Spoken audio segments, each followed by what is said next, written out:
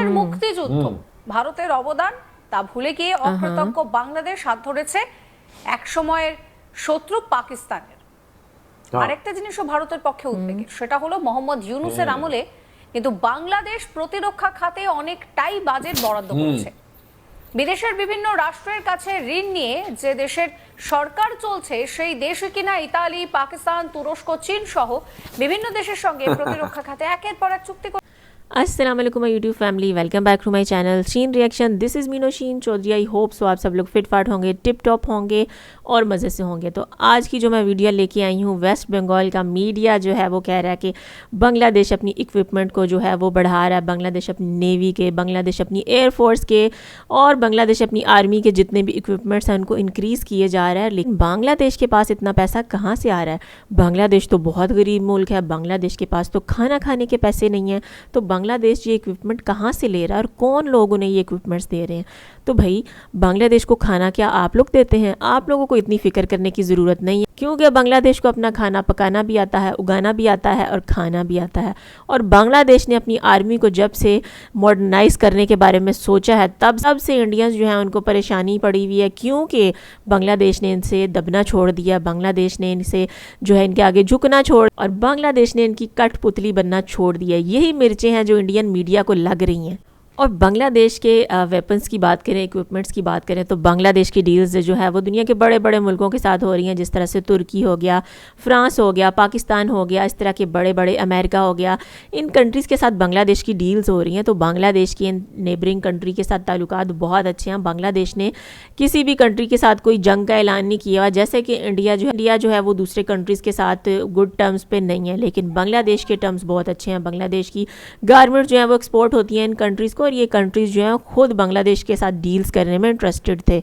और इंडिया को और इंडियन मीडिया को लग रहा है कि ये सब कुछ जो है वो इंडिया के ख़िलाफ़ हो रहा है, सारे मुल्क इंडिया के ख़िलाफ़ खड़े हो रहे हैं।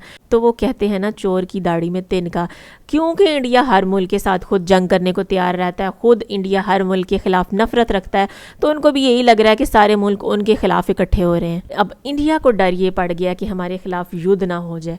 तो जब इंडिया हर टाइम युद्ध की रट लगाए रखता है, तो अब युद्ध की तैयारी हो भी जाए तो फिर इंडिया को किस बात का डर? क्योंकि आप तो पहले से तैयार हैं युद्ध के लिए। तो पहले हम ये वीडियो देखते हैं, फिर इसके ऊपर बात करेंगे। टाइम ज़ाया किए बगैर वीडियो को स्टार्ट करते हैं। Let's start the video. 3, 2, 1 start. বলে ভারত বিরোধিতা চরম পর্যায়ে পৌঁছে গিয়েছে বাংলাদেশে। যে দেশ একসময় সবকিছুর জন্য কার্যত ভারতের দিকে তাকিয়েছিল, এখনই সেই দেশ একেবারে ভারতকে শত্রু ভাবছে। একাত্তরের মুক্তিযুদ্ধ, ভারতের অবদান তা ভুলে গিয়ে অকৃতজ্ঞ বাংলাদেশ হাত ধরেছে এক সময়ের শত্রু পাকিস্তানের। আরেকটা জিনিসও ভারতের পক্ষে উদ্বেগের, সেটা হলো মোহাম্মদ ইউনূসের আমলে কিন্তু বাংলাদেশ প্রতিরক্ষা খাতে অনেকটাই বাজেট বরাদ্দ করেছে। বিদেশের বিভিন্ন রাষ্ট্রের কাছে ঋণ নিয়ে যে দেশের সরকার চলছে সেই দেশে কিনা ইতালি, পাকিস্তান, তুরস্ক, চীন সহ বিভিন্ন দেশের সঙ্গে চুক্তি করে চলেছে। এবার সেই চুক্তির মধ্যে রয়েছে ইতালির অত্যাধুনিক প্রযুক্তির Eurofighter multi role fighter jet, এছাড়াও তুরস্ক থেকে যুদ্ধবিমান, আক্রমণ শক্তিশালী বিমান, অ্যাটাক হেলিকপ্টার কেনার কথাও চলছে। তুরস্কের সঙ্গে ড্রোন ও সমরাস্ত্র উৎপাদনের সম্ভাবনা খতিয়ে দেখা হচ্ছে। এছাড়া পাকিস্তান থেকে JF-17 ব্লক 3 যুদ্ধবিমান কেনা নিয়েও আগ্রহ প্রকাশ এবং আলোচনা হয়েছে। বাংলাদেশের দৈনিক ইত্তেফাকের কলামনিস্ট ডক্টর মোহাম্মদ মিজানুর রহমান একটি রিপোর্ট দিয়েছেন। সেখানে যেটা জানা যাচ্ছে যে বাংলাদেশ স্বাধীনতা লাভের পর থেকে একটি সীমিত সামরিক শক্তির দেশ হিসেবে আন্তর্জাতিক মঞ্চে উপস্থিত হয়েছে। 1971 সালের মুক্তিযুদ্ধের পর দেশটি ধ্বংসপ্রায় অবকাঠামো, অর্থনৈতিক সংকট এবং রাজনৈতিক অস্থিতিশীলতার মধ্যে জন্মেছে। প্রতিরক্ষা ক্ষেত্রে তৎকালীন বাংলাদেশের প্রাথমিক লক্ষ্য ছিল দেশকে সীমানা সংরক্ষণে সক্ষম করা, কিন্তু দীর্ঘমেয়াদী সামরিক আধুনিকীকরণের কোনো সুসংগত পরিকল্পনা ছিল না। সামগ্রিক দিক থেকে বিবেচনা করলে দেখা যায় দেশের সামরিক ক্ষমতা প্রতিবেশী দেশ ভারত সহ দক্ষিণ এশিয়ার অনুরূপ দেশগুলোর তুলনায় যথেষ্ট পিছিয়ে। বাংলাদেশের সামরিক ব্যয় গত দশকগুলোতে ধীরে ধীরে বৃদ্ধি পেয়েছে। এই বৃদ্ধি মূলত বেতন, স্থায়ী খরচ এবং চলমান পরিচালনায় ব্যবহৃত হয়েছে। তবে সামরিক আধুনিকীকরণ, সমরাস্ত্র ক্রয় এবং নতুন প্রযুক্তি সংযোজনের জন্য মোট বাজেটের মাত্র 2 থেকে 4% ব্যয় হয়েছে। সমরাস্ত্র ও আধুনিক প্রকল্পের ক্ষেত্রে 2025 সালে তত্ত্বাবধায়ক সরকারের নেতৃত্বে দেশটি নৌবাহিনী এবং আকাশ প্রতিরক্ষা শক্তিশালী করা সহ দেশের সমরাস্ত্র কারখানা শক্তিশালী করে আধুনিক অস্ত্র তৈরির উদ্যোগ গ্রহণ করেছে। এই লক্ষ্যকে সামনে রেখে বিভিন্ন দেশের সঙ্গে প্রতিরক্ষা চুক্তির আলোচনাও শুরু হয়েছে।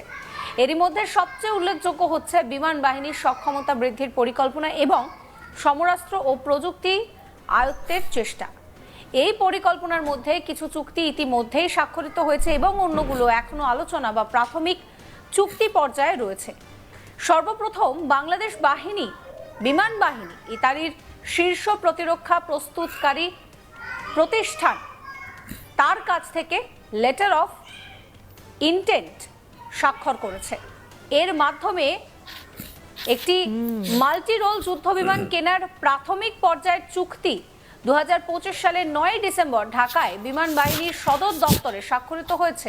जी तो व्यूअर्स, ये थी आज की वीडियो। वेस्ट बंगाल का मीडिया जिस तरह से कह रहा है कि बांग्लादेश ने इतने बड़े बड़े मुल्कों के साथ जो है वो डील्स कर ली हैं। बांग्लादेश ने यूरोफाइटर टाइफून की डील की, फिर उसके बाद बांग्लादेश ने पाकिस्तान के साथ JF Thunder 17 की डील की, फिर चाइना के साथ JF-10C की डील की। तो बांग्लादेश के पास इतना पैसा कहाँ से आ रहा है? बांग्लादेश कैसे ये डील्स कर रहा है? और इतने बड़े बड़े मुल्क जो हैं वो बांग्लादेश के साथ क्यों डील्स कर रहे हैं? तो भाई बांग्लादेश जो है उसको लड़ने के लिए वेपन्स की ज़रूरत नहीं है। अगर बांग्लादेश के पास वेपन्स ना भी हों तो जो एक मोमिन होता है, जो एक मुजाहिद होता है, उसके पास ईमान का जज्बा ही बहुत होता है। लेकिन जिस तरह वक्त की ज़रूरत है, वक्त के साथ साथ बांग्लादेश को भी अपनी आर्मी को मॉडर्नाइज़ करने की ज़रूरत थी। और जिस तरह से इंडिया ने हर टाइम युद्ध युद्ध युद्ध की रट लगाई हुई थी, तो बांग्लादेश को भी अपने आप को स्ट्रॉन्ग बनाने की ज़रूरत थी, अपनी आर्मी को स्ट्रॉन्ग बनाने की ज़रूरत थी, ताकि अगर इंडिया उनको डराए, अगर इंडिया उनको धमकाए, तो बांग्लादेश भी वापस उनको जवाब दे सके। क्योंकि इंडिया जैसे आए दिन धमकी लगा देता है, बांग्लादेश पे हम हमला कर देंगे, बांग्लादेश में हम अपनी फ़ौजें भेज देंगे, हम बांग्लादेश के साथ ये कर देंगे, तो हम बांग्लादेश के साथ वो कर देंगे।